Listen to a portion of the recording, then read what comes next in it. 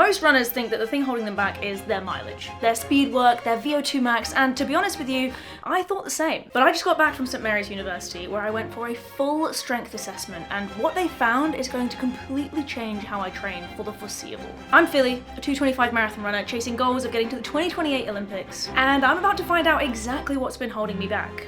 And probably you too.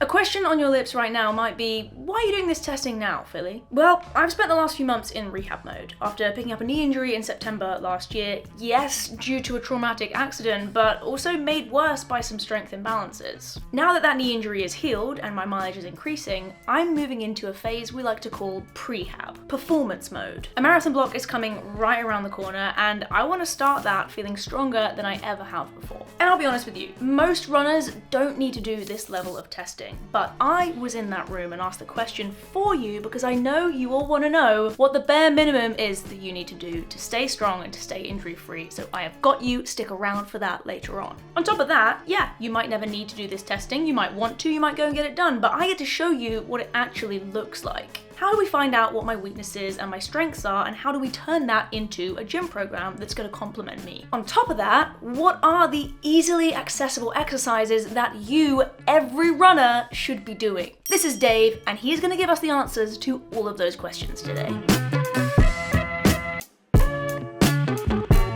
Going into this testing, I have done stuff like this before, so I had some expectations on where I might be weak because historically I've been weak there. My core, which I have been working on, my hips, or the combination of my glutes and my adductors, and on the flip side, to give a little positive expectation, I was expecting my quad strength to be pretty darn good because as part of my knee rehab, I have been doing a lot of leg extensions, and those quads, they have been swelling up, baby. Leg strap! There I go. Little help over here. I was also expecting to not have the best fun time. This testing isn't going to leave me super sore the next day because a lot of it is isometric testing, which means that you're only putting the load through your body that you can actually sustain rather than lifting really heavy weights. You're just using isometric holds, which it hurts, it's painful, but it doesn't give you really sore muscles the next day. But in the moment, you are questioning your life choices, and I think you'll see that from some of my facial expressions.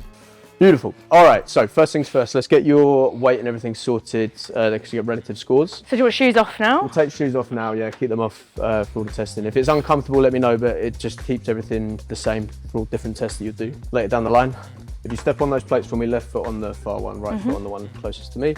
Stand nice and still. Brilliant. Right, so first thing we'll do, single leg hop test. So all the tests you do, hands down your hips. Yep. All right, otherwise we get a lot of movement from the hands and that affects the score. All I want you to try and think is like snappiness on the plate. Okay, so you're going for 10, I'll count, I'll try to. Cool. And then we'll switch across. And we're going for height. Snappiness off the floor. Okay, so don't try and get as high as you can, just try and think like I'm trying to spring off that plate as quick as I can. That's pretty good, you know. Okay. Stayed on the plate, that's the hardest bit. That's the hardest bit. You come onto that right leg for me, take a few seconds. How does that side feel compared? It definitely feels like less confident. That right hand side? Yeah. It looks smoother.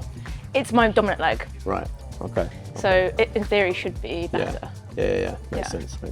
What is the data from this giving us? Reactivity. Yeah. So obviously we look at all of these tests you'll do single leg. Yeah. Looking for imbalances. There's no like set number for us, like 10% is like I'll call it an amber flag. You know what I mean? If there's a 10% difference, then we can be like, oh, there's maybe like a slight risk of injury. Yeah. If we had anything above say like 15%, that's where we're a bit like, okay, we need to start having a look. We're never gonna stop someone running. Yeah. But there'd be a bit of caution involved in that. So contact time being down means that I'm faster on the right. Yeah. Yeah. A bit faster on the right, which I expected. Asymmetry wise, what's it actually saying? That's pretty good. Okay, Yeah. 4.8% difference. That isn't all the results, obviously, but if we look, jump height. Wow, yeah, so much data. Yeah, this isn't everything either. This is just stuff that comes up on here. It's pretty similar actually. Okay. It's a jump height, which is good. That's good. 4.1. It's bang on. Beautiful. Perfect. Right. So sort of symmetrical. Sort of symmetrical. That's good. It's good. It's good. Right. So we'll go single leg counter movement jump. Hands down hips as always. Yep. Other leg's going to be just out in front. I don't mind if it swings a little bit. Okay. But hands down your hips. So from that position, dip. Okay. Land. Okay. Try And and are we be- looking for height? We look at peak power, Yeah. relative, and then we look at jump height as well. And that's kind of like power from ankle more than anything else? It's hard to pin, on these sort of tests, it's hard to pin down exactly where it comes from. It's a bit more global, but then what you can do on the back end is you can look at, there you go. So you can basically, it separates it into eccentric, concentric, etc., etc. So when you look at eccentric, obviously like the way down on the jump, concentric, that's that sort of positive momentum. But yeah, there's heaps and heaps and heaps of numbers. If we look at asymmetry, so if we look at your mean left, mean right, 12.3, 10.4. So that is like worse on the right? Yeah. Worse on the right, a bit better on the left. Not a huge discrepancy, just a small discrepancy, but that number there, there's no like, this is as high as you want it. Yeah. It's like, just the higher you can get it, the better. Yeah. Right, what we'll do, before we get onto like the big heavy isometrics, we'll get you onto this force frame. Was it the same model that you used before? I think so, it looks pretty similar. Cool, perfect. There's a few different ones, but this is more like it's a retro model. Okay. Unfortunately. As long as it works, that's As long as it works, that's it. What we're gonna do, we'll get you laying on your back, head on this lovely black pillow. Little mini mattress. Yeah.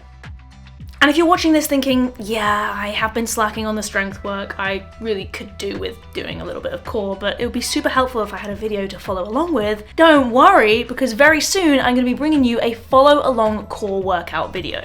I'm also going to be documenting how I get on with the full strength program that Dave has set me off the back of these testing results. So there's something you can do if you want that and a follow along core workout video. You're just going to click that subscribe button, hit the bell icon, and you'll be notified when a new video comes out. First 100% pushing out in 3, 2, 1, go. Everything you've got, go, go, go, go, go, go, go, go, go. Relax. Perfect. How'd that feel? Horrible. Good effort, well done. This is when you're going to get all the facials where I'm like, ugh. Yeah. Good. Both under 10%, both above what we're after. Ratios aren't too bad. I'm quite surprised that these numbers are actually decent because I've not been super consistent with my gym. You've been in the gym though, right? I've been in the gym, yeah, but I've gone in the gym and been like, oh, I've only got 45 minutes. Yeah. Let's do what I can do. I mean, to be fair, you were working with a good coach before. In terms of setup, it's essentially like a donkey kick. Okay. All right. And we want your heel. I can remember doing this. All right. So same again. We'll go 50%. Cool. Aiming for 100% body weight here. We'll go 50% in 3, 2, 1, go. 2, 1, relax. How's that feel? Fine. Good. Perfect. Take about 10, 15. Push, push, push, push, push, push, push, push, push. Relax.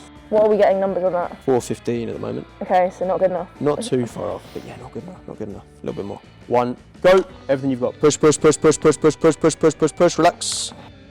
And this is glute. Primarily, I mean, it just essentially, if you think about it as hip extensors as opposed to like a specific muscle group, but in terms of where you should feel it, is more like towards the top of the hamstrings. Yeah. Into the glutes. Yeah. Deep breath.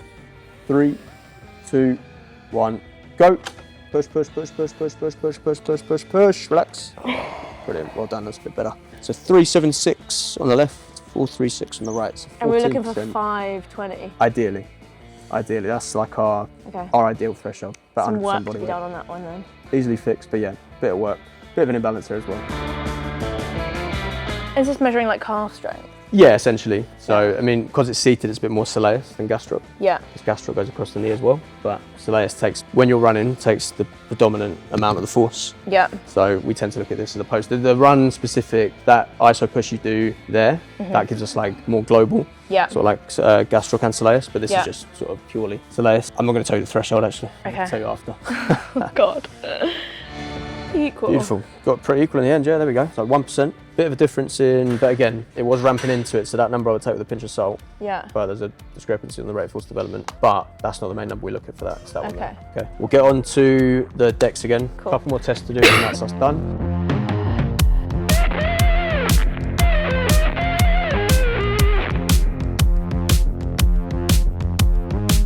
Push, push, push, push, push, push, push, push, push, relax. Great job. Push, let's go. Everything you've got. Go, go, go, go, go, go, go, go, go, go, go, go, go, relax. Go. Push, push, push, push, push, push, push, push, push, push, push, push, push, relax. Let's get set. Deep breath. 3, 2, 1. Push. Push, push, push, push, push, push, push, push, push, push, push, push, push, relax. Perfect, there we go. That's what we want. Do 500 more. Take a minute, and we'll chase that again. How did that feel? Yeah, it feels okay. Good. So is that 4 times body weight? Pretty much, yeah. And what are we looking for? That number there, I mean, that's one way to do it. We look at the relative compared to body mass. Yeah. So we look at about 35, 36. I think it's probably not far off. Okay, cool. It's probably not far off, I don't think. 3, 2, 1. Push, let's go. Push, push, push, push, push, push, push, push, push, push, push, relax. Boom, there we go. Just above what we'd want. Nice. So we look at that one there, the average. So 37.8. Give me the asymmetries on that. There we go, 2%. That's all very, very good, that. I think that's definitely better than what I had before. You were about 3.5 on the left, 3.4 on the right. Yeah, both must be higher. It's more or less 4 on both sides, isn't That's it? good. That's good. Nice work. Any questions? I guess from this, what is the goal in terms of like Will you get all the information you need basically to be like, this is what you need to be doing? Pretty much. We'll look at a capacity test, but we'll do that next time you're in the gym. Okay. That's not as crucial for me, but Cool. a couple of asymmetries to correct on that side. This does pretty good. The other things we haven't looked at there, which we do get, is like time points of force. So that's why I said where you push like as quick as you can, Yeah. as well as hard as you can. Time points at like say 150, 200 milliseconds. How much of your peak force you're producing within that time? Because that's essentially when you think about when you run, like how much time you actually get on the floor. It's only about that time point. It's all well and good having like a really high peak, but if I'm only producing say like 15, 20% of it, Yeah. then it doesn't really matter, Well, if yeah. that makes sense. So we'll have a look at that on the back end. I can't really see that on here, unfortunately. If that brings up anything that's like a bit of a concern, then we'll have a look. But Okay, cool. I think for you as well, like moving into a build, it's pretty straightforward. It's just making sure the imbalances stay quite small, Controlled, and you yeah. can tolerate the load as you go up. But yeah, no, I'm pretty happy with that overall. That's solid. I'm surprised. There's nothing where I'm like, oh, that's like a real Worried. issue. No, that's good. What would you say the basics are for people that they should be doing if they've got between half an hour and an hour a week, if they're running like recreationally? Good question. Good question. I would say heavy hinge pattern, heavy squat pattern, heavy lunge pattern, somewhere across the week. Just once. Don't neglect your upper body. Everyone neglects upper body. People worry about getting big, right? You're Yeah. not going to get big doing certain things, but I've just added in some assisted chin-ups to look good in my wedding dress. there we go. But yeah, any like, especially pulling actions. So heavy hinge action is what, like? RDLs, hip thrusts, that sort of movement there. Yeah. Heavy squat pattern. Doesn't have to be a back squat, front squat, search squat, anything, even a leg press, like something where you're putting heavy Yeah. load through the lower body. And then lunge patterns, reverse lunge, split squat. Safety bars are pretty good for that. If you have access to a safety bar. And where, that's just it comes isolating some down. single leg. Yeah, single leg unilateral Strength. work. Bit of calf work, doesn't need to be. I mean, we do that test just to see if there's any particular problem with the soleus, but Yeah. it doesn't have to be bent leg stuff. It can be straight leg stuff. You get just as much out Yeah. of soleus. I wouldn't neglect double leg work though, where people get a bit too specific. Yeah. You know, and then there's always like a trade-off between You can't put as much weight through single exactly leg work. sort out imbalances, but also like the actual overall like strength continuum. If you're just doing single leg stuff, you can't put as much through as you would be able to double leg, if that makes sense. Yeah. Trunk work. I like a lot of isometric trunk work. A lot of people do like unloaded stuff, Yeah. which is fine. What, but so again, like it's- dead bugs and stuff like some that? people do that sort of stuff. We do a lot of like isometric holds here. So like we'll use like a GHD where you sort of almost like hanging off the edge of it. Yeah. You use a bench for that. Someone holds your foot, and then like you Yeah. have a plate on your chest, if that makes sense. Yeah. Trunk's like any other part of the body, right? People don't load it. Yeah. They keep it as like. I think that was one of the things that came up in my testing actually before, that like if someone's holding me down on a box, Mm-hmm. left to right hold is quite good, but straight back is, Yeah. again, last year was weaker. We see it a lot with our runners. Like a lot of people when they fatigue, like you're talking about your hips, we get a lot of people that extend up through the trunk when they fatigue. It doesn't seem like a problem. We can do that for miles and miles and miles. That's a problem. Get So- the issue, yeah. I think the key takeaway from doing this strength testing is I didn't realize how much I was leaving on the table. While my results were very encouraging, and clearly all of the rehab and work I've been doing in the gym during that injury recovery process has been helping a lot, there's still some low-hanging fruit there. I'm strong, but I could be stronger. And now that I have the results and a program to match it, I'm gonna do something about it. Now all I gotta do is put the work in and wait and see how that translates into some races in the future. Love the grind.